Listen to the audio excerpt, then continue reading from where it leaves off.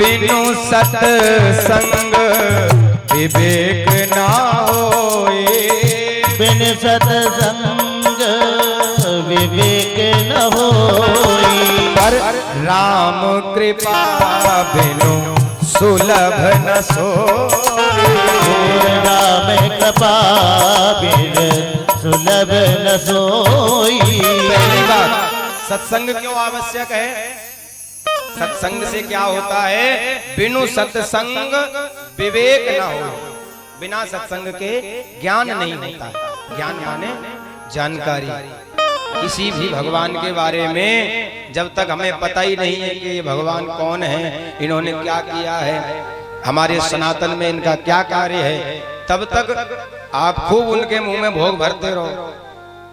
ज्ञान होना चाहिए और सत्संग से ज्ञान होता है, क्योंकि सत्संग में आपको भगवान के बारे में ही बताया जाता है।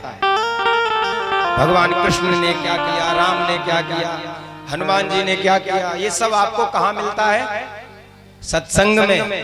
बाजार में जाके नहीं मिलेगा। तो बिनु सत्संग विवेक ना होई। पारसमढ़ी आपको मिल जाए, पारसमढ़ी का कार्य क्या होता है? पारसमढ़ी अगर आपको मिल जाए और वो लोहे से स्पर्श करा दो तो वो सोना बना देती है लोहे को भी। पर खूब बड़ी मिल जाए, जब आप जानते ही नहीं होगे पारसमढ़ी कैसी होती है, तो आपके लिए तो जैसे और पत्थर है वैसे पारसमढ़ी है, क्योंकि वो भी पत्थर जैसा ही लगता है देखने में। वो पहचान कब होती है? जब पारसमढ़ी के बारे में जानकारी हो। तो उसी तरह बिनु सत्संग विवेक न होई।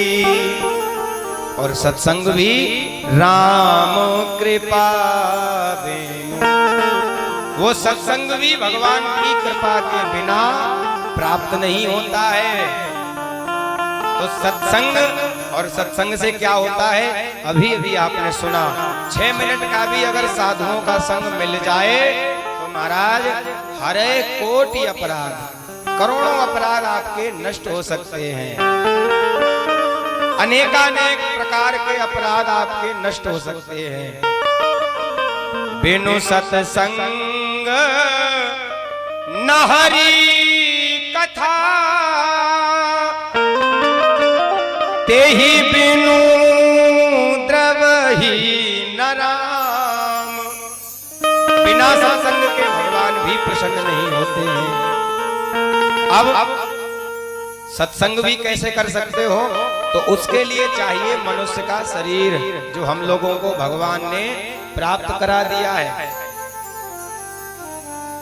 कबहू की कर करुणा नर देही, देत ईश बिनु हेतु सने।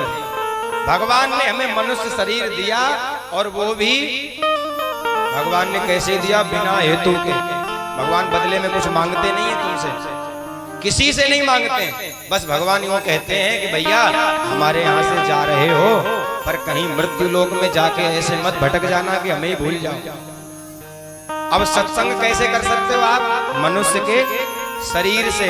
तो अब देखिए कमी क्या है। सत्संग में मन की आवश्यकता है, तो मन भी हमारे पास है। मनुष्य के शरीर की आवश्यकता है, तो मनुष्य का शरीर भी भगवान ने हमें दिया है।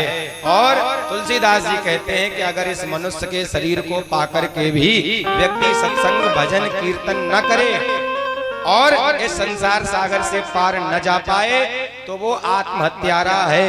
भले ही वो अपनी मौत से मरे, संसार की नजर में तो वो अपनी मौत से मरा है, परंतु जिसने जीवन में कभी भगवान का नाम नहीं लिया, जिसने कभी सत्संग नहीं किया, तो वो जब मरे तो यही समझना कि ये तो आत्महत्या करके गया है और इसको नरक ही मिलेगा। क्यों?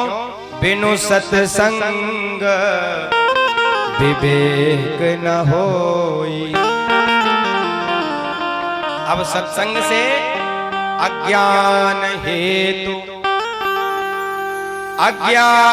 हेतु कृत मोह मदांधकार, नासं विधाय हि तदो दयते विवेका। अब वो विवेक कैसे माने सत्संग कैसे मिलेगा? वो किसी सज्जन के संग से, माने साधु के संग से या कथा में जाने से। जैसे आत्मा और परमात्मा ये दो अलग अलग हैं। आत्मा हमारे अंदर रहती है और परमात्मा भी हमारे अंदर है, परंतु वो कैसे मिलेगा वो ढूंढना पड़ता है। तो परमात्मा से आत्मा अलग होके मृत्यु लोक में आई, हम लोग आए। अब आकर के अगर सत्संग नहीं किया तो ये मनुष्य का शरीर पाकर के हमने अधम बना दिया।